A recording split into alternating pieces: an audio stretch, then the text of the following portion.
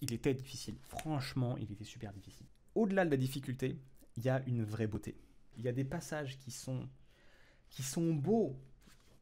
Quand ils sont bien joués, ils sont beaux. J'ai déjà les frissons.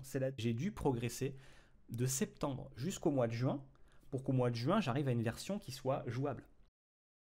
Salut et bienvenue dans cette vidéo. J'espère que ça va bien. Dans cette vidéo, j'aurais aimé te raconter comment j'ai réussi à rester motivé pendant 10 mois sur le même morceau. 10 mois, c'est super long. 10 mois, en fait, c'est une année scolaire. De septembre à juin. Et c'est ce qui s'est passé. J'ai travaillé le même morceau il y a quelques années, de septembre jusqu'à juin. Et c'était dur, mais franchement, c'est une très belle réussite et c'est assez inspirant pour toi, peut-être, de pouvoir te dire que parfois les morceaux peuvent être très longs. Et comment rester motivé pendant tout ce temps-là? Est-ce qu'on s'ennuie pas? Voilà. Donc ce que j'ai décidé, c'est de te raconter mon histoire. Et non seulement déjà ça va te permettre d'apprendre peut-être à me connaître, et en plus ça t'inspirera peut-être et ça te permettra de, pourquoi pas, rester motivé toi-même sur ton morceau. Je vais te raconter un petit peu le contexte dans lequel j'étais au moment de travailler ces morceaux-là, même si ça a finalement assez peu d'importance. Le fait est que c'était des morceaux que j'ai travaillés qui ont duré longtemps, mais j'avais déjà un bon niveau. J'avais commencé, donc j'ai commencé il y a très longtemps, et quand j'avais 8 ans. Et cette histoire-là, du morceau qui a duré 10 mois, elle a eu lieu, je pense, quand j'avais 25-26 ans. Ça faisait quand même pas mal de temps que je travaillais, que j'avais fait de la musique. J'avais arrêté quand même pendant la période post-bac. J'en avais beaucoup moins fait. Je trifouillais, quoi. Je trifouillais la harpe, je faisais partie d'un orchestre, mais je jouais pas vraiment de nouveaux trucs, quoi. Quand je suis arrivé à Lille, j'ai décidé de reprendre la harpe. J'ai trouvé une classe au conservatoire à Ouascal. Et donc ma prof m'a déjà donné un petit morceau de test pour voir comment je m'en sortais. Est-ce que j'étais pas... Enfin, je dis que j'en ai fait pendant longtemps, mais peut-être que c'est complètement faux. Elle me teste, et puis finalement, elle se dit, bon, allez, c'est bon, je vais pouvoir lui donner des morceaux qui sont un peu compliqués. J'ai commencé donc avec l'étude de concert qui s'appelle Au matin, voilà, Au matin de Marcel Tournier. Donc ce morceau-là, c'est un morceau de harpe, hein, il y a partout, enfin voilà. Mais ce qui est intéressant à noter, c'est, en tout cas pour l'histoire, hein, c'est le nombre de pages. Toutes les pages sont de la même difficulté, hein, mais le nombre de pages, c'est 8. Il y a 8 pages sur celui-là. C'est la première fois que je faisais un truc aussi difficile. Il était super beau, j'ai adoré. Ça s'est très bien passé. Et puis, je me suis dit, bah franchement, c'est une réussite, quoi. J'ai envie de revenir l'année prochaine et d'en faire d'autres des comme ça. Et bah, ça n'a pas loupé. On est parti donc après sur celui-ci. Impromptu Caprice de, c'est marqué où le nom de l'auteur? Gabriel Pierné. Ouais, il est en gros ici. Gabriel Pierné. Génial celui-là aussi. Un tout petit peu plus compliqué, mais on va dire, à mon échelle à moi, il était au niveau 8 sur 10, quoi. Niveau difficulté 8 sur 10. Celui d'avant, c'était pareil, c'était 7-8 sur 10.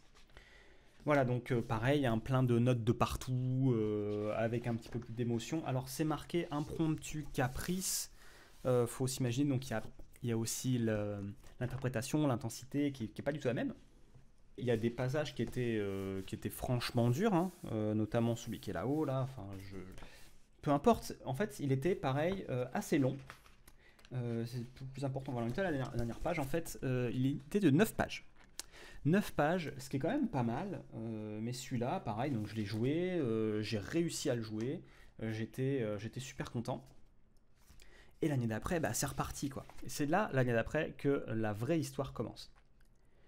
Ça faisait donc 2 ans que je faisais des morceaux un petit peu compliqués, et ma prof me propose, est-ce que t'as pas envie de faire l'un de ceux-là? Donc j'écoute les morceaux, il y en a qui étaient d'un certain niveau de difficulté, d'autres niveaux de difficulté. Et je me retrouve à écouter certains morceaux, dont un qui, plus je l'écoute, plus il me plaît, plus je le trouve beau. Et ce morceau-là, il s'agit de celui-ci, L'impromptu de Gabriel Fauré, qu'on appelle l'impromptu de Fauré. Celui-là, beaucoup de harpistes le connaissent, parce que ça fait partie d'un des grands classiques. Mais comme les autres, hein, d'ailleurs. Les autres, ça fait partie des classiques aussi. Mais celui-là, C'est le classique, quoi. Le classique de la harpe. Celui-là, donc du coup, c'est, on va dire clairement, c'est le morceau le plus compliqué que j'ai jamais joué. C'est le plus compliqué. Et pourtant, je l'ai réussi. Et ça fait partie de mes plus grosses réalisations, je pense, de ma vie, quoi. Comment est-ce que je m'en suis sorti? Alors déjà, présentons un peu le morceau. C'est un morceau qui est méga difficile. La difficulté monte d'un cran. Pas parce que les trucs sont difficiles, mais c'est qu'il y a plus de techniques différentes qui sont elles-mêmes toutes difficiles. Dans les autres morceaux d'avant, il y a des difficultés que j'ai dû travailler, mais déjà, il n'y a que 8 et 9 pages. Là, il y en a 13, il y a 13 pages. Et il y a beaucoup de variétés, en fait, entre les différentes pages. Les autres, il y a des choses qui reviennent et des difficultés qui reviennent. Alors que là, celui-ci, les difficultés qu'on rencontre sur une page, on ne va pas la revoir dans les pages d'après. Ça veut dire qu'on ne peut pas se dire simplement « Ah, ça va, la page 10, en fait, ça reprend la 1 et 2, c'est cool. » Non, c'est pas ça du tout. La page 10, c'est la page 10 à part entière. Pareil pour les pages suivantes. Donc, en fait, il n'y a pas possibilité de se raccrocher à un truc qu'on connaît. Il faut toujours refaire des nouvelles choses. Comment ça se fait? Alors, je me suis renseigné, enfin, on a discuté un petit peu avec ma prof, et elle me disait qu'en fait, ce morceau-là, il a été créé par Fauré, qui était à l'époque, à ce moment de sa composition, directeur du conservatoire de Paris, je crois, et il a voulu créer un morceau qui soit un concours d'entrée au conservatoire. Donc ça doit avoir de la difficulté. En fait, c'est le morceau, il a été conçu pour être difficile. Donc il était difficile. Franchement, il était super difficile. Mais, quand même, au-delà de la difficulté, il y a une vraie beauté. Franchement, il est super beau. Il y a des passages qui sont beaux. Quand ils sont bien joués, ils sont beaux. J'ai déjà les frissons. C'est la deuxième fois que j'en parle dans la matinée, parce que j'ai refait la vidéo, parce que j'ai mal tourné. Mais j'ai les frissons encore tellement je ressens que c'est beau. C'est incroyable ce morceau. Franchement, ce morceau, il est incroyable. Et c'était un plaisir à jouer. Ça a été un plaisir parce qu'à chaque moment, même lorsque j'étais super lent, parce que je connais pas le morceau, je peux pas le faire à pleine vitesse, et bah il y a des passages qui sont vraiment si magnifiques que en fait c'est pas grave de les faire quand c'est lent. On prend autant de plaisir à les faire en lent qu'en les faire plus tard en rapide. En les faisant plus tard en rapide. Il y a de la difficulté partout. Donc à la fois c'était... j'ai réussi à tenir pendant ces 10 mois, je pense, parce que déjà j'étais discipliné, je me disais bah c'était normal, c'est-à-dire tous les jours où je pouvais aller jouer de la harpe, je jouais de la harpe, et c'était comme ça en fait. J'étais discipliné, donc ça c'était très cool, ça me permettait de tenir le coup. Et il y avait donc aussi les passages qui étaient magnifiques, que je trouvais qui étaient agréables à jouer même en étant lent. Il y avait des choses que je sentais que je pouvais faire progresser. Que je peux faire progresser, et les progrès, même si sur le morceau entier on les ressent pas vraiment, le fait qu'il y ait plein de différentes parties fait que si je progresse sur un, je progresse pas sur les autres.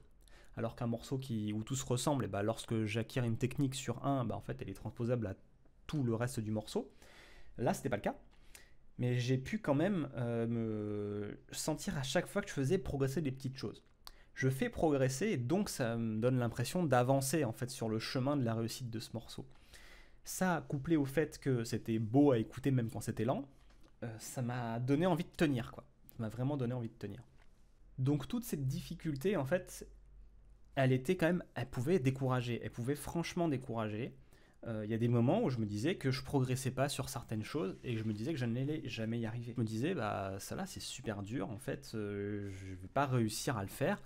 Et en plus, j'avais que quelques mois, il fallait que je le réussisse, enfin j'avais envie de le réussir pour le concert. Est-ce que j'allais réussir à aller jusqu'au bout de ce morceau-là, quoi, qui était super compliqué, qui était super long, qui était des difficultés qui étaient à chaque fois hyper variées.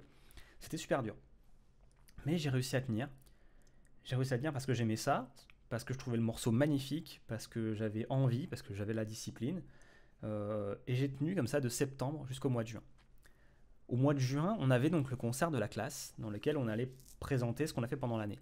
Moi, j'ai pas fait que ça pendant l'année, il y avait d'autres petits trucs que je faisais pour les musiques collectives, par exemple. J'avais d'autres petits morceaux à faire à côté, mais ça, c'est ce qui me prenait 80% de ma séance. J'y ai passé donc 7 à 8 heures par semaine sur ce truc-là, depuis septembre, hors vacances scolaires. Et heureusement que le concert a eu lieu quand même à la fin du mois de juin. Parce qu'au début du mois de juin, je l'avais toujours pas fini. C'était pas un truc que j'ai commencé, que j'ai gardé, que j'ai maintenu pour à la fin me préparer un petit peu au concert. Non, là c'est quelque chose que j'ai commencé au début et j'ai dû progresser de septembre jusqu'au mois de juin pour qu'au mois de juin j'arrive à une version qui soit jouable. Jusqu'à arriver à ce concert en juin. À la fin du morceau, bon, il y a en fait... donc il y a de la difficulté partout, bien sûr. Mais à la fin du morceau, il y a un passage où la toute fin, elle est un tout petit peu moins compliquée que ce qui est juste avant. Donc il y a tout ça. Tout ça, en fait, est un peu moins compliqué que ce qui précède et que ce qui est tout en haut, par exemple. Enfin, voilà. En gros, c'est une tension incroyable. D'ailleurs, c'est ce que sur cette double page, c'est ça, en fait. Il y a une tension qui commence à grimper à partir de là. Et il ne faut pas relâcher, il faut toujours aller de plus en plus vite. Et à la fin, bah, pareil, il faut monter, monter, monter, monter. Et quand j'arrive à la toute fin où je me dis, bah, il n'y a plus trop de difficultés que ça, j'ai surmonté la principale difficulté, toutes celles qui étaient avant et toutes celles dans lesquelles je ne dois pas me relâcher maintenant. Et là arrive le moment où je vais jouer les derniers accords.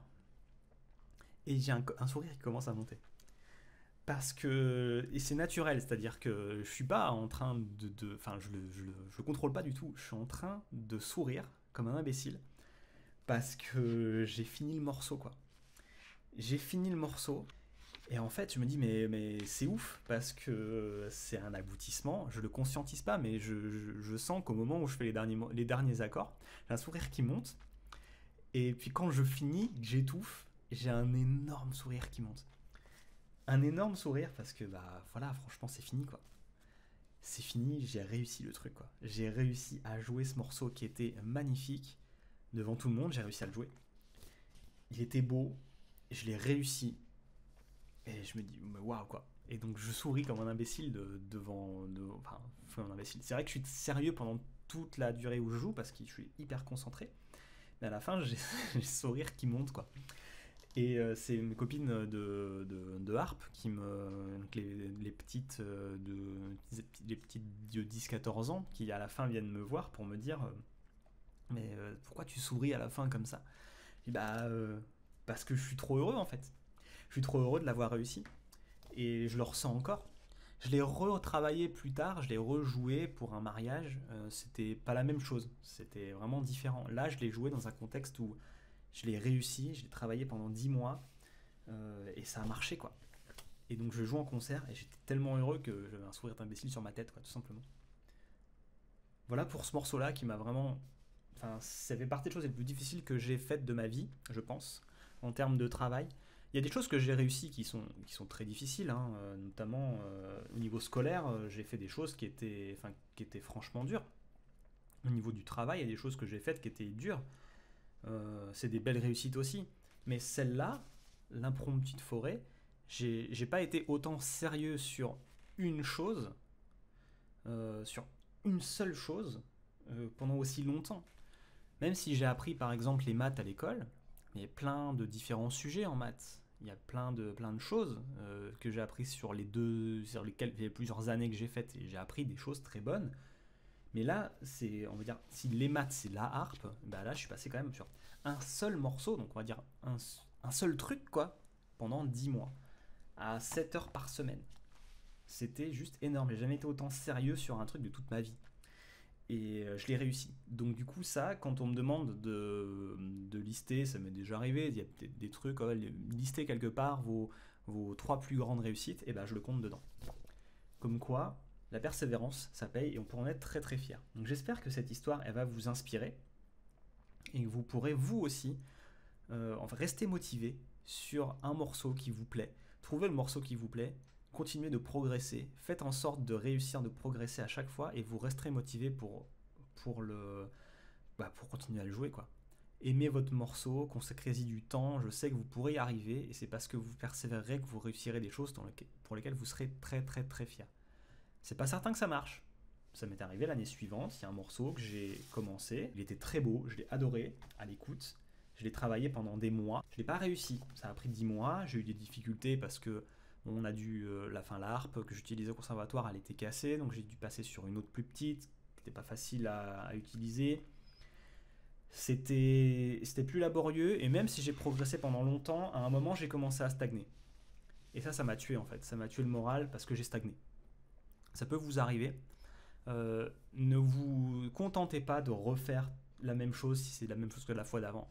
Trouvez un moyen de progresser réellement parce que franchement, c'est dommage.